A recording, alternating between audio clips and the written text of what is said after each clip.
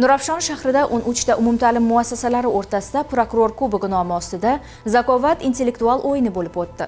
Tadbir yoshlarning huquqiy bilimini oshirish, ularni fikrlashga, tahlil qilishga va jamoada ishlashga o'rgatish maqsadida tashkil etildi. O'yin davomida ishtirokchilar o'z bilimi, zukkoligi va tezkor fikrlash qobiliyatini sinovdan o'tkazdilar.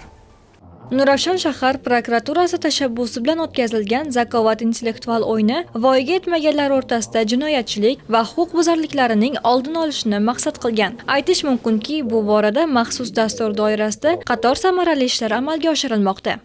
Yoshlar o'rtasida, maktab o'quvchilari o'rtasida jinoyatchilik hamda huquqbuzarliklarning oldini olish bo'yicha, suitsidni oldini olish holatlari bo'yicha tizimli ishlar amalga oshirilmoqda.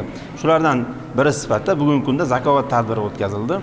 Bu tadbirdan asosiy maqsad yoshlarni, o'quvchilarni bo'sh vaqtlarini unumli o'tkazish hamda ularni aql zakovatini rivojlantirib, lider darajasiga olib chiqishdan iborat hisoblanadi. Buning natijasida shahar hududida maktab o'quvchilari o'rtasida jinoyatchilikning oldini olinmoqda. Xususan, o'tgan davrda shahar hududida maktab o'quvchilari tomonidan birorta ham jinoyat sodir etilmasligiga erishildi. Kelgusida ham bu tadbirlarni davom ettirish rejalashtirganmiz.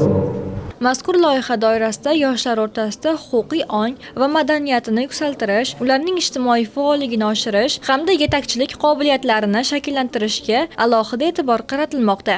Bugungi zakovat o'yini juda ham ko'tarinki ruhda bo'lib o'tdi. Biz bundan juda ham xursandmiz. Biz 32-maktab tomonidan ishtirok etdik. Bu kubik bizni jamoaga ilhom baxsh etdi.